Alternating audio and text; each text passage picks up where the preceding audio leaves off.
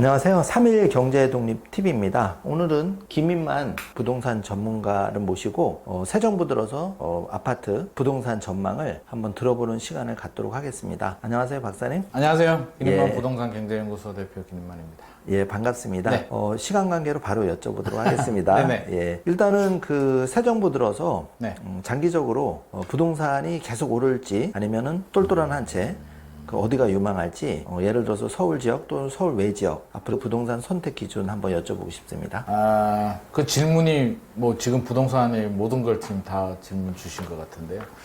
언제까지 오르냐 그러면 사실 그 답을 아는 사람은 아무도 없죠. 아무도 없는데 일단 서울과 지방은 좀 구분을 할 필요는 있는 것 같고요. 서울 수도권 중심으로 말씀을 드리면 뭐 영원이란 건 없으니까요. 우리가 한 20년 정도 바라본다면 20년 정도는 저는 수도권 지역들은 우상향 가능성이 높다고 생각합니다. 우리가 우상향을 좀 의미를 잘 아셔야 되는데 우상향이라고 말씀드리면 무조건 올라간다, 쉼 없이 올라간다라고 이제 생각하시는 분들이 많이 있는데 우상향이 쉼 없이 올라가는 건 아니고요. 지금보다 20년 후가 집값이 더 올라가 있다라는 의미로 우리가 받아들여야 될 것 같습니다. 그게 장기적인 우상향이라고 하는데 중간중간에 조정의 구간들이 나옵니다. 그래서 계단식 흐름이라고 하죠. 올라갈 때는 좀 가파르게 올라가고 쉬어갈 때는 좀 쉬어가고 올라가고 쉬어가다가 또 일시적으로 잠깐 조정이 되고 다시 반등을 하고 이런 반복적인 흐름들이 뭉쳐서 10년, 20년 장기 우상향 곡선을 만들기 때문에 올라가냐라고 한다면 10년, 20년 후에 올라가 있을 확률이 90% 훨씬 더 높습니다. 그런데 이제 지방은 좀 다른 관점에서 접근을 해야 될 것 같습니다. 일단 기본적으로 부동산, 특히 이제 아파트 같은 경우는 수요와 공급 측면에서 우리가 기본 원칙이잖아요. 수요와 공급입니다. 그러면 수요가 뒷받침이 되고 또는 수요가 과잉이면 집값이 올라가는 거고요. 공급이 부족하면 집값이 떨어지는데 서로 이제 밸런스를 얼마나 맞추느냐의 문제고요. 서울 같은 경우는 밸런스가 무너졌죠. 입주 물량, 공급 물량은 턱없이 부족한데 수요는 많습니다. 뭐 정확히 따지자면 공급이 부족한 게 아니라 수요가 과잉이라는 표현이 오히려 더 적절할 것 같습니다. 전국에서 수많은 젊은 분들이 직장을 찾아서 양질 일자리, 좋은 대학교를 찾아서 인서울 하게 되고요. 거기서 수도권 지역, 서울 수도권 일자리에 취직을 하고 정착을 하게 되면 서울 수도권 주민이 되는 거죠. 그러면 지방에 계시는 부모님들이 전세집을 구해주든 매매집을 사주든 아니면 뭐 좀 보태주든 안 보태주든 어떻게든 이제 인구 유출, 자본 유출이 발생하고요. 최근에 많이 발생하는 현상들이 이제 옛날에는 자녀분들만 이렇게 이동을 했다면 이제 지방에 계시는 부모님 또는 부모님 자본이 이제 이동을 하기 시작을 합니다. 자본 이동이 어떻게 되냐면 자산 가치가 이제 지방은 부동산 가격이 하락을 하죠. 우리가 지방도 집값 올라가는 거 아니냐라고 하는데 물론 올라가죠. 뭐 분양권, 분양가 가격이 올라가고 신축 아파트 올라가고 지방 광역시에서도 상위 20% 5분위 가격들은 올라가는데 최근에는 이제 공급 물량이 2020년, 2021년 너무 많았기 때문에 이제 침체의 늪이 좀 깊은 상황인데 우리가 아파트만 보지 말고 땅이나 빌딩이나 이런 시장을 보게 되면 지방은 상당히 심각합니다. 상가도 그렇고요. 인구 감소에 대한 부작용이 급격히 나타나고 있는데 그 부작용은 어디서 나타나냐면 신도시 개발을 하잖아요. 택지지구들 개발하게 되면 서울 수도권 지역들은 1기 신도시, 2기 신도시, 이제 3기 신도시까지 개발하고 있는데 신도시를 개발한다고 해서 원도심이 죽지 않습니다. 구도심은 있고 이제 신도시가 개발이 돼서 그 수요가 다 채워지는데 지방은 뭐 택지지구나 도시개발 사업을 하게 되면 새 아파트의 수요는 차지는데 원도심 수요가 공실이 생깁니다. 아파트든 주택이든 상가든 수요가 채워지지 않습니다. 왜? 수요 유출이 발생하기 때문에 굉장히 힘든 상황이고 최근에는 이제 베이비붐 세대들이 또 그 부모님 세대들이 이제 연세가 있다 보니까 증여와 상속이 빈번하게 일어나는 상황입니다. 그러면 자 증여 상속을 받았죠. 그걸 받은 수도권에 거주하는 자녀분들이 이제 어떤 선택을 하겠습니까? 부모님 고향에 내가 어릴 적 살았던 고향에 투자하는 사람은 제가 볼 때는 1%도 되지 않을 것 같고요. 대다수 본인이 거주하는 또는 투자 가치가 있다라고 판단이 되는 서울 수도권 지역들로 투자가 일어나고 최근에 지방의 자산가들 흐름을 보게 되면 지방에 있는 이제 건물 또는 주택을 정리하고 서울 수도권으로 올라옵니다. 부모님이 올라오는 경우들도 있고요. 겸사겸사해서 이제 자녀들, 손주들도 키우면서 자본도 가지고 올라오는 분들이 계시고 아니면 돈만 올려보내서 서울 수도권에 전세 끼고 아파트를 하나 사는 수요들도 늘어나고 있습니다. 자본 유출이 겹치게 되면서 지방은 앞으로 어떻게 되느냐 10년, 20년 후에 계속 올라가느냐라고 한다면 만만하지 않을 것 같습니다. 물론 인플레이션 방어를 하는 곳들도 있겠죠. 인플레이션 방어라고 한다면 화폐 가치가 떨어지잖아요. 우리가 1억 원을 가지고 있으면 10년이 지나면 명목 가치는 1억 그대로인데 이제 실질 가치는 7,400만 원 정도로 떨어집니다. 그래서 실물 자산은 기본적으로 이제 인플레이션 방어를 하게 되는데 수요 감소가 더 심하게 되면 이제 인플레이션 방어보다도 가격이 더 떨어질 수도 있습니다. 그래서 지방에는 공실도 많고 원도심에 상가도 많고 특히 차이가 나는 게 아파트 같은 경우에 서울은 최근에 조사 결과를 보게 되면 10년 동안 상승률을 보게 되면 거의 신축, 우리가 10년 이내, 중공구 10년 이내를 신축이라고 하고요. 10년에서 20년은 이제 준신축, 20년에서 30년을 중구축, 30년 넘어가면 이제 구축이라고 하는데 상승률이 다 높습니다. 서울은 다 140에서 170% 사이 왔다 갔다 하는데 경기도만 하더라도 편차가 큽니다. 일기 신도시가 있는 준구축 아파트들은 상승률이 높은데 신축은 의외로 상승률이 높지 않습니다. 경기도만 해도 편차가 크다는 얘기고요. 지방으로 가게 되면 더 심각합니다. 높은 아파트들, 신축 아파트들은 뭐 예를 들어서 5억, 6억 하는데 구축 아파트는 1억짜리도 수두룩합니다. 왜? 재건축 재개발에 의미가 없기 때문에. 서울은 재건축 재개발이 아니면 공급이 안 되는데요. 지방은 재건축 재개발 아니더라도 도시개발 같은 민간 사업을 통해서 신축 아파트들이 많이 공급이 되기 때문에 구축 아파트들은 의미가 없습니다. 그냥 저렴하게 거주하는 용도로 사용하니까 전세 가격도 높은 겁니다. 그래서 앞으로도 이제 지방을 정부가 어떤 정책을 가지고 어떻게 살리느냐에 따라서 이제 방향은 달라지는데 지금 정치권을 보게 되면 지방 활성화, 지방 경쟁력 강화에 대한 공약도 없고 뭐 내용도 없고 의지도 없는 거로 봐서 지금 상태로 가게 되면 실질적으로 좀 어렵지 않나 싶습니다. 노무현 정부 시절에 노무현 전 대통령이 그런 생각을 좀 가지고 있었던 것 같습니다. 그래서 세종시 그리고 혁신도시, 기업도시를 해가지고 공공기관들을 이전을 하는 시도 자체는 좋았습니다만 역부족이었죠. 그 정도 가가지고 뭐 지방이 살아날 것 같으면 걱정도 하지 않고요.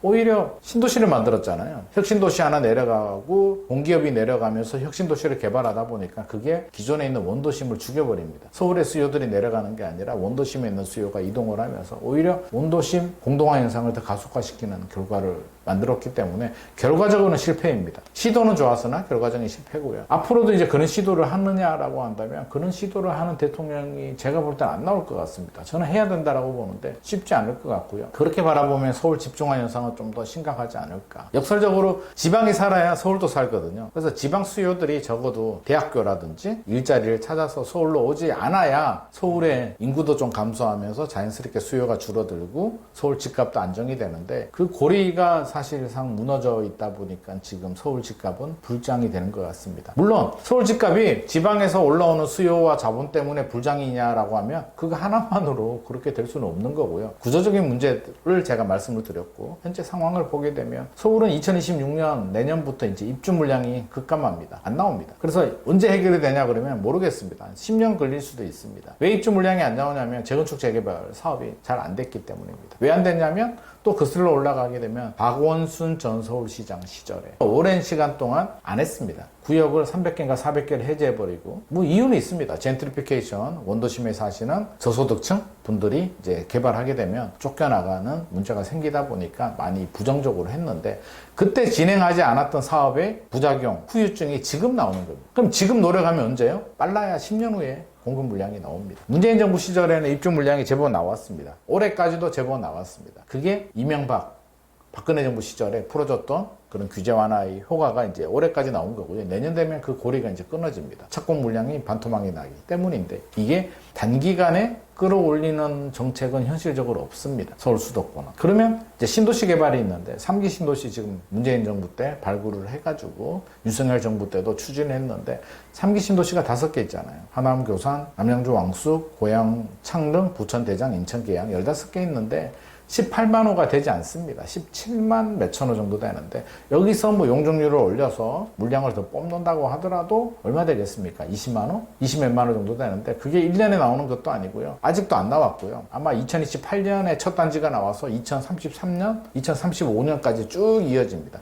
분산해버리면 실제로 서울도 아닌 수도권 지역에 그 정도 물량을 가지고 서울 주택 부족 문제를 해결하기는 역부족일 것 같습니다. 금리도 내려가죠. 기준금리도 지금 계속 내려가는 추세 흐름이고 올해 2025년만 2번 내렸고요. 작년에 2024년에 한국은행이 3번 내렸는데 경기가 워낙 안 좋기 때문에 내릴 수밖에 없는데 지금 한국은행도 이제 딜레마에 빠졌죠. 최근에 서울 집값이 급등하다 보니까 집값을 생각하면 금리를 못 내리고 경기 침체를 생각하면 금리를 내려야 되는 이제 아주 곤란한 상황에 빠졌습니다. 아마 하반기에도 기준금리는 내리되 대출금리를 안 내리는 그런 컨트롤, 금융위원회의 은행 압박 뭐 이런 걸 통해서 아마 컨트롤을 하려고 노력은 할 것 같습니다만 시장의 수요자들 심리는 이미 기준금리 내려가고 있다는 데 아마 인지를 하고 있는 것 같고요. 가장 문제는 불안감이죠. 집값 더 올라갈 것 같은데 못 잡을 것 같은데 문재인 정부 시절 5년, 윤석열 정부 3년 약간 주춤하다가 최근에 다시 올라가다 보니 문재인 정부 시절에 이제 트라우마가 다시 되살아나서 포모 현상이라고 하죠. 피어 오브 미싱 아웃. 나 혼자 뒤떨어질 것 같은 두려운 마음이 다시 되살아나면서 지금 서울 지역은 폭등장입니다. 폭등장. 거의 뭐 패닉 바잉입니다. 지금. 사러 가면 물건이 없습니다. 한강벨트 쪽은 호가 올리고 뭐 올 초보다 한 4, 5 오른 것들이 수두룩합니다. 강남 얘기가 아닙니다. 강남 아닌 지역들이 지금 송동구, 마포구, 강동구, 동작구 이런 지역들이 지금 난리도 아니고요. 뭐 여의도하고 목동 신시가지는 재건축 단지들이니까 이미 2024년 작년부터 날아다녔고 최근에는 이제 성북구나 동대문구 쪽으로 이제 좀 확산되는 양상이 만들어지고 있는데 문제는 정부가 마땅한 카드가 없다는 거죠. 이재명 대통령께서 취임 전에 후보 시절에 세금 규제는 좀 하지 않고 이제 공급으로 좀 해결하겠다라는 이제 기조, 뉘앙스 말씀을 하시다 보니 국토교통부 입장에서는 아직 국토교통부 장관 인선도 되지 않았고 첫 대책부터 대통령 말을 바로 뒤집어 버리고 세금 규제를 꺼내기는 현실적으로 어려울 것 같습니다. 대통령께서 야 세금 규제 해도 돼. 우리 세금 규제 할 거야 라는 어떤 기조를 바꾸지 않는 한 국토부가 먼저 세금 규제를 꺼내기는 현실적으로 좀 어려울 것 같고요.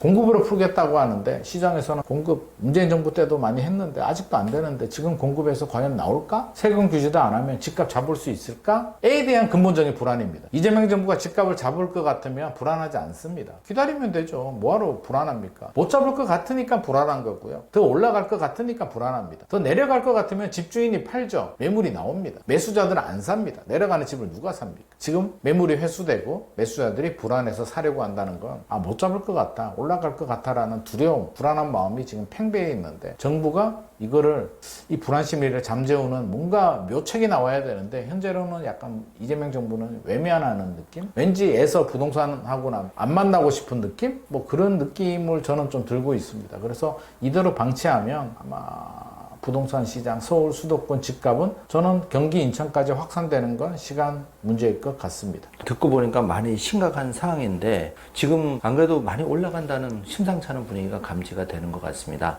저는 이제 그 지방도 그렇고 이제 노령화가 진행되다 보니까 주택연금을 많이 신청한다고 들었는데 네. 부동산을 통한 그 노후자금 준비, 예를 들면 주택연금을 통한 장점과 단점이 있을까요?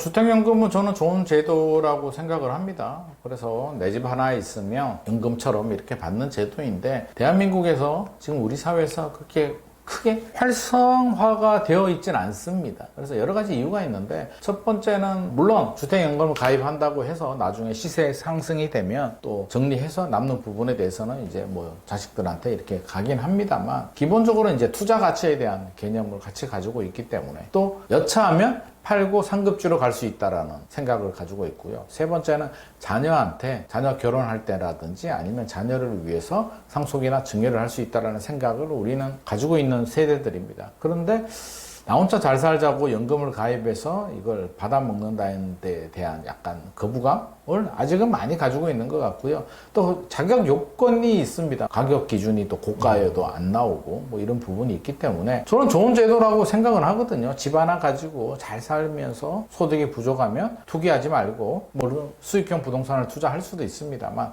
집 하나가 수익형 부동산이 될 수 있도록 본인이 잘 쓰고 이제 마무리가 되는 그게 이상적이긴 한데 우리 자녀를 생각하면 그게 쉽지 않기 때문에 실제로 얼마나 활성화될지에 대해서는 좀 의문을 가지고 있는 부분이고요. 주택연금 가입할 때 자녀분들은 좋아하지 않습니다. 부모가 가입한다라고 하면 아마 표정이 좀 떨떠름하지 않나. 왜? 어차피 저 집이 내 집이라고 생각을 했는데 부모님이 연금을 가입을 해서 다 빼버리게 되면 결국에는 부의 대물림이 일어나지 않는다는 거죠.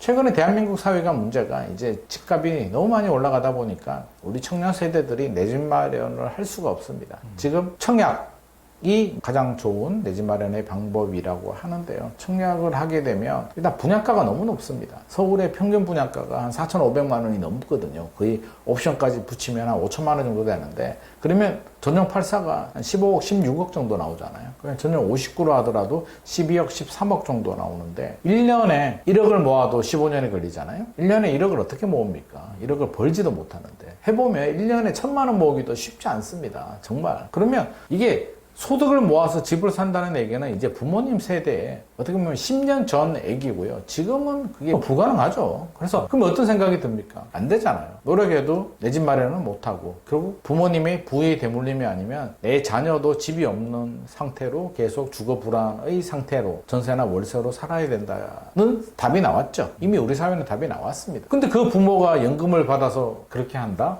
내 자식을 생각한다면 그렇게 하는 부모는 쉽지 않을 것 같습니다. 저희 부모님도 그냥 연금 가입하면 좋겠거든요. 저는 연금 가입해서 편하게 쓰면 좋겠는데 그렇게 안 하시더라고요. 그래서 그게 쉽지 않다라는 생각은 좀 가지고 있고, 일본 사례를 보면 일본은 우리보다 이제 먼저 인구 감소, 또 경기 침체, 부동산 하락, 잃어버린 30년을 이제 겪어온 세대다 보니 일본은 젊은 분들이 우리나라 젊은 분들보다 더 의욕이 없습니다. 거의 꿈이 없습니다. 그냥 오늘 벌어서 오늘 사는 사람 같은 느낌이 드는데, 일본에서 이제 그나마 집이 있거나 좀 잘 산다 하시는 분들 얘기 들어보게 되면 스스로 노력을 해서 어떤 뭐 전문직이 된다든지 사업을 한다든지 부동산 투자를 했다, 이게 아니고요. 다 부모님한테 받은 분들입니다. 부모님한테 베이비붐 세대들이 1980년대, 70년대, 80년대 일본 경제 성장과 부동산 가격 상승의 그 부를 축적한 부모님이 물려주게 되면, 상속을 하게 되면, 또는 증여를 하게 되면 자녀들도 부를 받아서 윤택한 생활을 하는 거고요. 그게 안 되는 일반적인 가정에서는 거의 내 집 마련은 생각할 수도 없습니다. 바라지도 않습니다. 노력하지도 않습니다. 근데 우리 미래입니다. 대한민국도 앞으로 지금 그런 시대로 가고 있기 때문에 갑자기 경제가 좋아질까요? 저성장으로 갈까요? 저는 이미 저성장의 터널로 진입했다고 봅니다. 이미 일본처럼 30년이 갈지 어떻게 될지는 모르겠습니다. 이미 경기 침체 저성장으로 진입을 했고요. 일본의 구조적인 문제가 우리는 뭐 프라자 합의를 통해서 뭐 환율 조정을 하고 금리를 내려서 부동산 가격이 폭등하고 다시 금리를 내려서 뭐 문제가 됐다라고 하는데, 그거는 표면적인 문제고요. 구조적인 문제는 일본의 사회 경제의 구조, 그 1940년대 50년대부터 만들어진 종신고용 연공 서열의 그 구조 자체가 잘 돌아가다가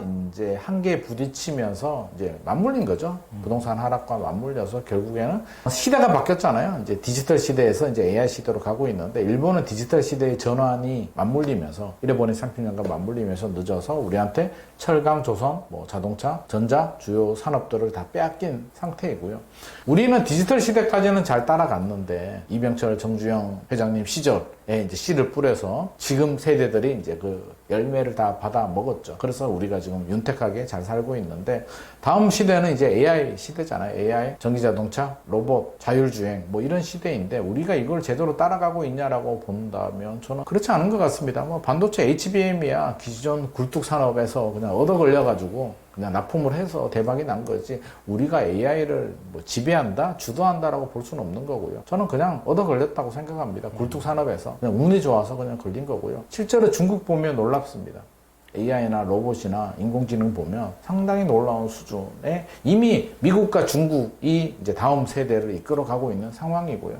우리의 굴뚝 산업이라고 한다면 반도체, 뭐 자동차, 철강, 조선인데, 사실 중국한테 우리가 게임이 안 되잖아요. 게임이 안 되는데 그나마 지금 미중 갈등과 뭐 여러 가지 때문에 중국에 대해서 뭐 장벽을 세우고 규제를 하다 보니까 우리 반도체가 그나마 경쟁력을 가지는 거지, 미중이 화해를 하고 중국이 반도체 장비들을 다 수입을 한다면 길면 5년이고 짧으면 3년 안에 우리 삼성하고 SK 다 따라잡힙니다. 뭐 이미 기술적으로는 다 따라잡혔다는 평가가 지배적이고요. 철강, 조선도 마찬가지입니다. 최근에 철강이 힘든 게 왜 그런데요? 다 중국 때문에 그렇잖아요. 덤핑 치고 걔들의 생산력. 무엇보다 저는 걱정되는 게, 똑똑한 인재들이 외국에는 이제 공대나 기술적으로 가는데 중국도 마찬가지고요. 어마어마한 인재들, 해외에서 공부하고 중국 내부에서 공부하는 인재들이 국가 기술 개발에 투입이 되는데 우리는 의대가니까 사실 저는 답이 없다고 봅니다. 제일 똑똑한 친구들이 의대 가고 이제 바뀐 것 같습니다. 뭐 왜? 공대 가서 월급 정리한들 돈이 많이 안 되니까 다 의대 가고 좀 한다 그러면 어떻게든 의대 가려고 다 재수하고 이런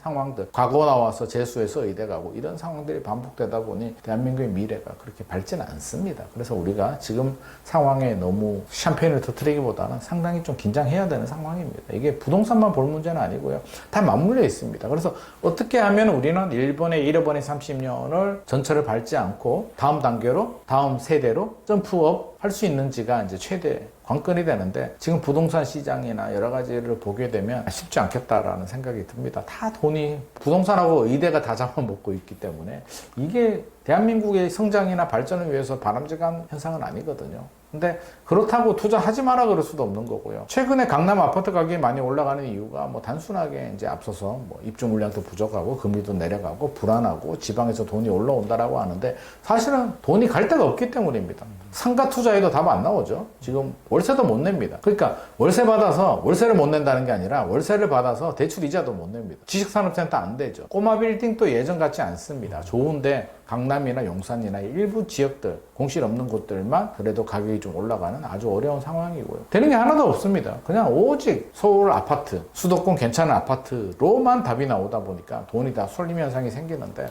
그런 일은 안 생겨야 되겠고 장기적으로 제가 우상향 한다고 했습니다만 만에 하나 10% 확률로 어떤 경제 위기가 생기거나 뭔가 변수가 생겨서 미국이나 중국이나 우리 내부적으로 뭔가 빵 터졌다라고 한다면 상당히 심각한 우리는 한번 위기가 제대로 터지면 일본의 잃어버린 30년은 아무것도 아닙니다. 우리가 훨씬 더 심각합니다. 일본은 세계 2위 경제 대국에서 잃어버린 30년을 통해서 30년 동안 멈췄잖아요. 월급도 안 오르고 물가도 멈추고 모든 게 올 스톱을 해서 이제 우리가 좀 일본을 따라잡는다라고 하는데 30년 아무것도 안 했다고 생각해 보십시오. 대한민국이 30년 동안 멈췄다 그러면 일본이 아니라 태국, 베트남한테도 상대도 안 됩니다. 그래서 상당히 위기, 긴장감을 좀 가져야 될 부분이고요. 아파트 집중화 현상을 마냥 즐길 수만은 없는 이유이기도 합니다. 예. 대표님 말씀을 듣고 보니까 정말 심각한 상황인데 그러면은 미리 좀 대비를 잘 해야 됐다는 생각이 들고요. 다음 질문은 집값을 계속 못 잡을 경우에 부작용이 이제 많이 생길 텐데 차라리 그러면 이 시점에서 박사님 말씀처럼 따라잡지 못한다면 거인의 어깨라고 할 수 있는 테슬라 또 암호화폐 혁신인 비트코인 같은 데 투자하는 게 더 빠르지 않을지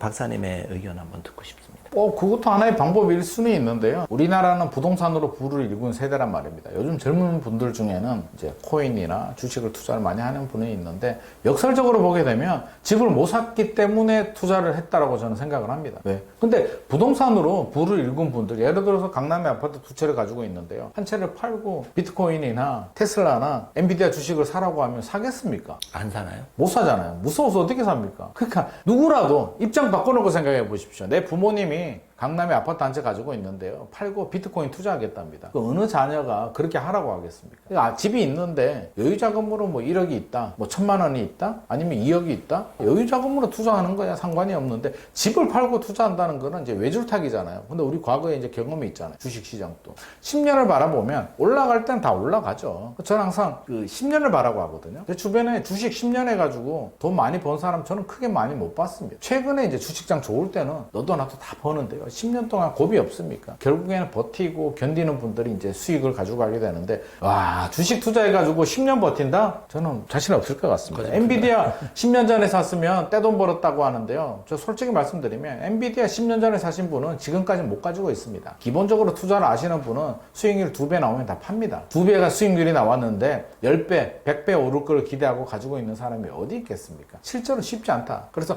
잘 투자하더라도 10년을 버티기는 저는 결코 만만치 않다라는 말씀.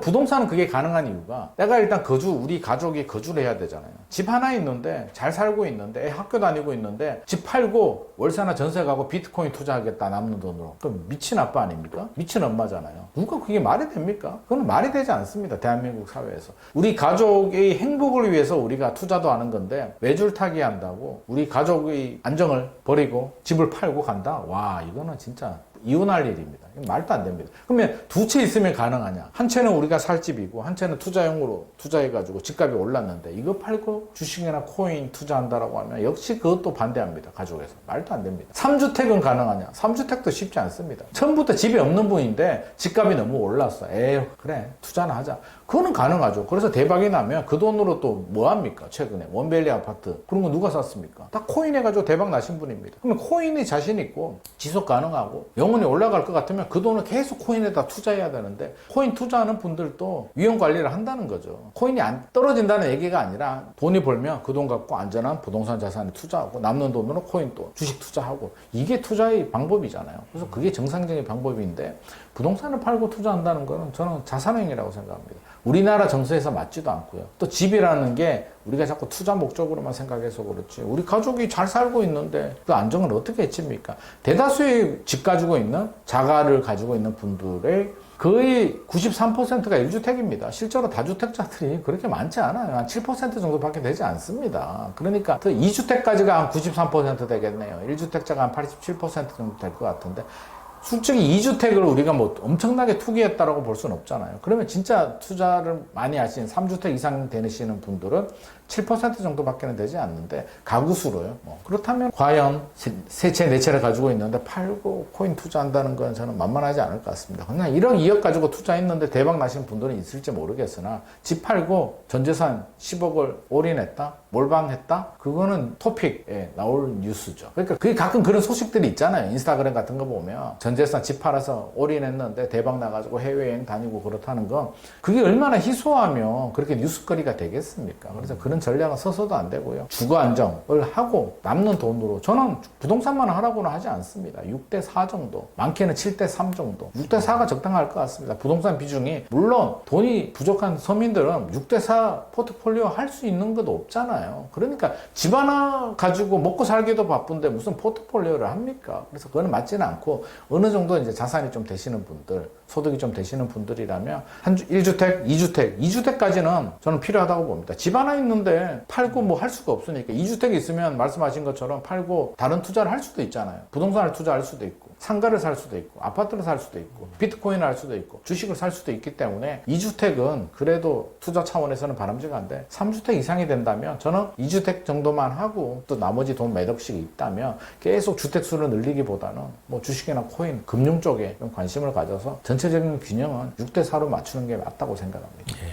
그러면 지금 이제 우리의 미래 세대가 그 박사님 말씀처럼 누가 봐도 경기는 침체되고 출산율은 저하되고 성장 동력은 떨어지는데 이런 상태에서 우리 정말 자녀들 예를 들어서 대표님 자녀한테 어떤 그 부동산이나 투자 조언을 해준다면 천상 집을 못 산다고 하면 지금 월급 받아가지고는 아르바이트를 해서 그러면 내 자녀라면 어떻게 포트폴리오를 제안을 해주실지 여쭤보고 싶습니다. 일단 뭐 취직하기도 어렵고요. 뭐 돈 벌어도 먹고 살기도 힘듭니다. 그래서 마땅히 젊은 세대들 중에 뭐 내 집 마련에 대해서 막 뭐 엄청난 공감을 하기는 좀 어려울 것 같은데 그래도 관심은 많은 것 같습니다. 요즘 2030들이 저희 세대 때보다는 관심이 많습니다. 관심이 많은 이유가 역설적으로 보면 불안하기 때문입니다. 저희 때는 그렇게 안 했거든요. 안 해도 되는 이유가 뭡니까? 나중에 취직하고 나중에 돈 벌어서 모아서 내 집 마련하면 되니까 그때는 하면 된다라는 희망이 있었고요. 지금은 안 될 것 같잖아요. 안 될 것 같으니까 불안하니까 지금 빨리 서둘러야 되고 무슨 크루 만들어서 하고 뭐 요즘 임장 크루도 하고 그렇다는 거 하는데 일단은 뭐 제 자식한테는 저는 그럽니다. 일단 청약 통장은 꾸준히 납입을 해라. 학생은 돈이 없으니까 어쩔 수가 없는데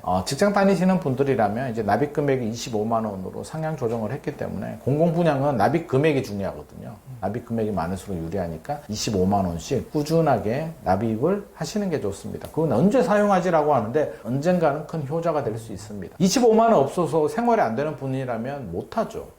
그건 어쩔 수가 없고 25만 원 할 수 있는 분들이라면 일단 청약 통장은 무조건 하는 게 좋을 것 같고요. 가끔 뭐 좋은 청약 물량들이 나옵니다. 무순위 줍줍도 나오고 분양가 상한제가 적용이 돼서 저렴한 물량들이 나오면 안 되더라도 뭐 좋은 물량들이 나오면 이제 청약을 하시는 건 좋겠죠. 그래서 당첨이 되면 가격은 저렴한데 내가 자금이 부족하다고 하면 부모님한테 좀 도움을 받을 수도 있는 부분이니까 일단 당첨되기가 하늘의 별 따기입니다. 그래서 좋은 청약은 좀 해보셔도 괜찮겠다. 물론 부모님의 상황도 좀 고려를 해야겠죠. 만약에 당첨이 되면 부모님 도움을 좀 받을 수 있는 분들은 그렇게 하시는 게 좋을 것 같고요. 저는 급한 마음에 재개발 구역도 아닌 일반 예를 들어서 3천만 원 모았는데 3천만 원 가지고 오피스텔이나 뭐 빌라나 아무거나 막 사서 어떻게든 오르겠지. 올라가면은 뭐 레버리지 해야지라고 하는데 실제로 그렇게 막 올라가기는 쉽지 않습니다. 좀 잘 알아보고 하셔야 되고 잘못하면 또 현혹돼 가지고 이용당할 수도 있기 때문에 꼼꼼하게 본인이 투자할 수 있는. 그래서 저는 공부하는 건 좋다고 생각합니다. 공부하고 발품 팔고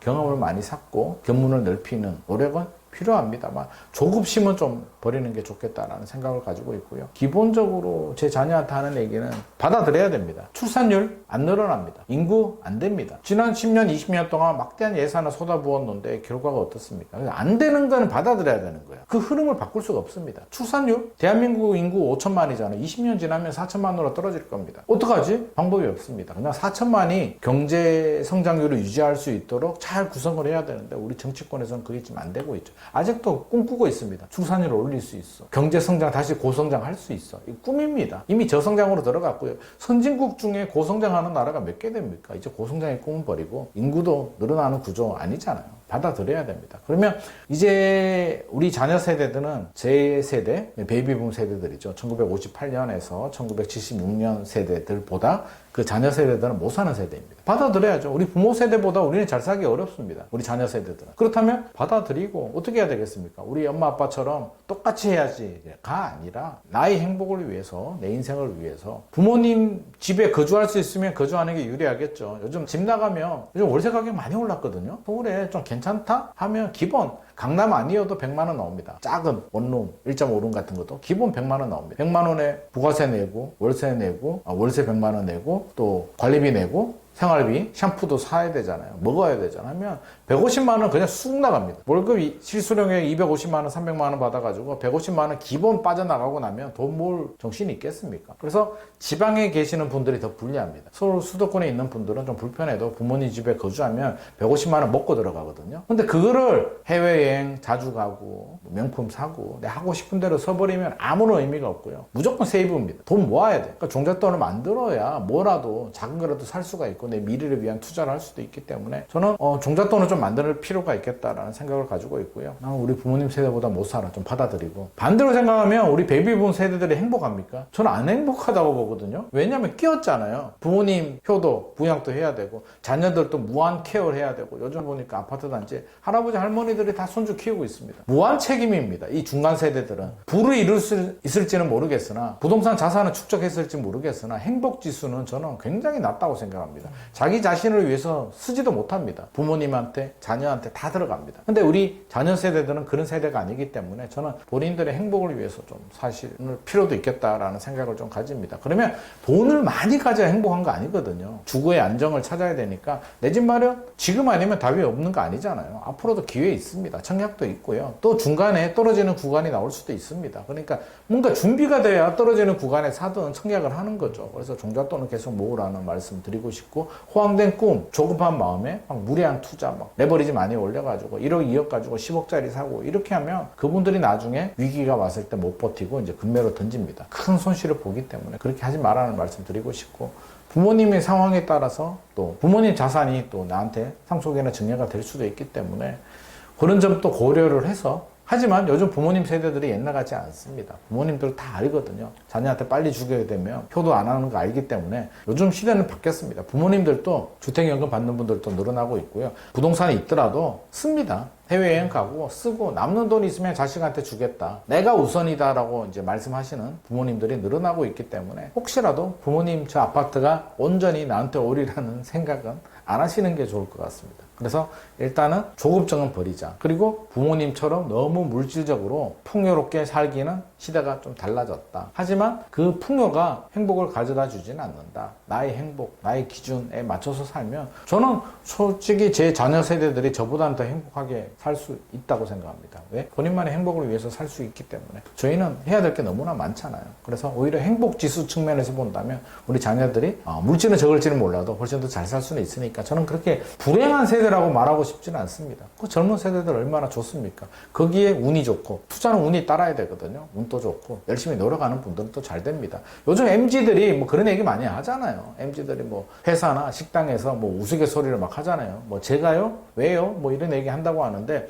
역설적으로 말하면 저는 MZ들 우리 자녀 세대들한테 해주고 싶은 얘기는 다 그렇게 한다고 해서 나는 달라지게 되면 그게 경쟁력이 됩니다. 예를 들어서 일이 남았습니다. 퇴근 시간이라고 해서 땡 해서 가기보다는 남은 일, 내가 좀 더 하고 마무리하고 가지 라는 마음. 그리고 좀 더 열심히 해야지.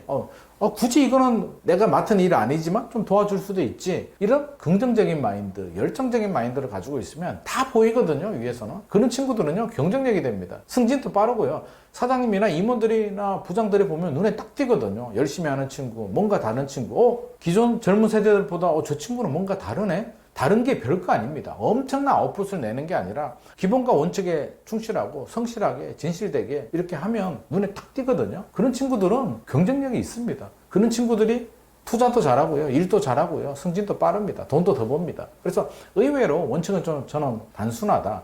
재테크를 해서 돈을 많이 버는 것도 중요합니다만 그런 일상생활에 대한 습관이 경쟁력이 된다. 젊은 분들은 그렇습니다.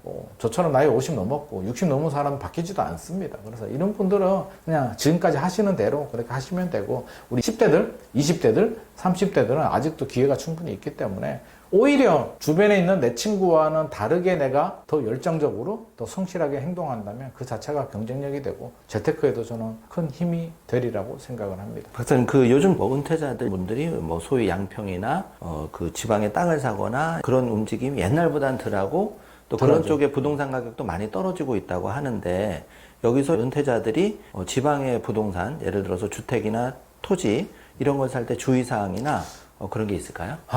이런 말씀 드리면 참 이게 역설적일 수도 있고 조심스러운 부분이 있는데 요즘 트렌드를 말씀드리면 투자 잘 안 합니다. 서울 아파트를 삽니다. 그 왜 안 하냐고 하면 사실 지방 생각해보면 인구가 줄잖아요. 가장 단순한 원칙입니다. 수요와 공급에서 인구는 절대 수요입니다. 절대 수요가 줄어들면 이제 상대 수요가 있죠. 뭐 인구 이동이라든지. 근데 지방에 일자리가 생깁니까? 인구 이동이 됩니까? 인구 유입이 되냐는 말입니다. 안 되잖아요. 그러니까 출산율이 줄어들어서 절대 인구도 주는데 유입도 안 돼. 오히려 유출이 발생하는데 그럼 수요가 준다는 얘기예요. 결국에는 수요가 줄어드는 지역의 땅값이 올라간다? 아파트 가격이 올라간다? 상가 가격이 올라간다? 말이 안 되는 얘기를 하고 있습니다. 땅을 샀는데 운이 좋아서 뭐 어떤 도로가 만들어진다든지 뭐 지하철이 생긴다든지 어떤 개발을 한다든지 그거는 진짜 운이잖아요. 근데 우리가 운에만 가지고 투자할 수는 없는 거고 큰 틀을 보게 되면 인구가 감소하는 곳은 답이 없습니다. 서울도 인구가 감소하면 나중에는 답이 없습니다. 근데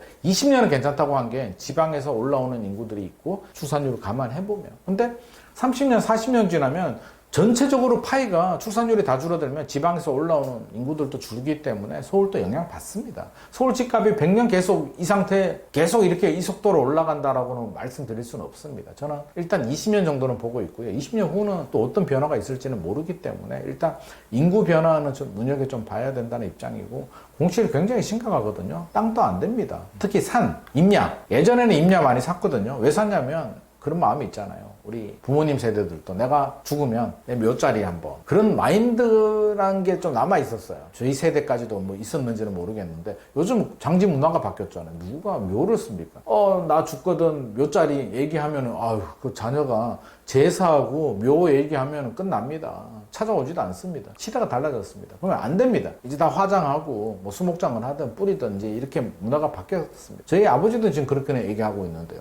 하지 마라 라고 이제 얘기할 정도로 트렌드가 달라졌는데 그러면 산, 임야 수요가 어디 있습니까? 산 왜 삽니까? 산에 뭐 있는데요? 인구가 늘어납니까? 산에? 나무 심겨 있고 산이 좋아서 그런 사람 몇 명이나 되겠습니까? 그러니까 수요가 없다. 그리고 투자 수요도 많이 준다. 임야나 지방의 토지는 오히려 팔고 싶어 하는 사람들은 무지하게 많습니다. 이제 연세가 있으시잖아요. 옛날에는 지방에 이제 땅이 있으면 그 옆에 땅을 또 삽니다. 왜? 내 땅을 반듯하게 만들고 싶기 때문에 땅을 넓힙니다. 논밭도 마찬가지입니다. 옆에 땅 논밭 늘리는데 요즘 그렇지 않습니다. 있는 마지기도 정리해야 될 판에 누가 마지기를 늘립니까? 원래 지방의 땅은 서울 사람들이 많이 사지 않습니다. 이게 투기 바람이 부는 곳들 아니면 이제 그렇게 되지 않고요. 지방에 계시는 분이 그 땅을 샀는데 이제 그마저도 줄어들고 있기 때문에 저는 지방에 토지를 투자한다는 건 본인이 귀농을 하든 귀촌을 하든 내가 행복하게 살기 위해서 서울에 아파트 2채 있는데 한 채 팔아가지고 나는 이제 은퇴도 하고 돈도 좀 있고 진짜 내 행복하게 내 마음대로 편하게 살고 싶어 라고 하면 이제 풀렸잖아요. 농림지역에도 이제 단독주택 거주하지 않아도 이제 살 수 있게 이제 법 개정한다라고 하니까 그런 분들은 그렇게 하셔도 되는데 그런 분이 몇 명이나 될까요? 전원주택 남자들이 로망 꿈꾸는 분들이 있는데 한번 가보십시오. 살아보면 아마 80%는 회개할걸요? 잔디가 얼마나 빨리 자라는데요. 잔디 깎다가 죽습니다. 또 여자분들 다 싫어합니다. 편리하게 아파트 살다가 나이 들어서 시골에 가서 전원주택에 산다? 병원이 제일 문제입니다. 젊은 분들이 오히려 전원주택 가는 거는 저는 좋다고 봐요. 어린애들 잔디밭에서 뛰어놀고 겨울가에서 놀고 정신 건강에 얼마나 좋습니까? 몸에도 좋고. 나이 한 70 넘어서 전원주택 간다? 나중에 뒷감당 안 됩니다. 진짜로. 후회합니다. 성공한 사람이 없습니다. 거의 없습니다. 아무리 이게 잔디 깎고 농사 짓는 거 좋아해도요. 75세 넘어가게 되면 일이 안 됩니다. 이게 체력적으로 몸도 아프고 언제 어떻게 될지 모르기 때문에 병원 가까이 가야 됩니다. 그래서 오히려 전원주택에 계시는 분들은 젊은 분들은 뭐 그나마 괜찮을 수는 있는데 나이 먹을수록 저는 탈출해야 된다고 생각합니다. 그래서 이미 시장에서 그렇게 반응을 하고 있잖아요. 요즘 누가 전원주택을 그 시장 자체가 활발하지도 않고 유행이 저는 거의 지나갔다고 생각합니다. 그런 로망은 별장은 모를까. 농가주택이나 빈집에 별장처럼 만들어서 주말부부 하는 거는 저는 적극 찬성합니다만 삶의 터전을 옮긴다는 건 상당히 리스크가 있다. 특히 병원 문제. 연세 드신 분들은 반드시 병원이 있는 편의시설이 가까이 있는 근처에 좀 편리하게 사실 필요가 있겠습니다. 박사님 말씀을 듣고 보니까 귀에 쏙쏙 들어오는데 시간 관계상 다음에 한 번 더 모시기로 하고 오늘 새 정부 부동산 정책과 또 내 집 마련 앞으로 똘똘한 한 채 어떻게 마련해야 되는지 좋은 말씀을 해주셔서 감사합니다. 감사합니다. 네.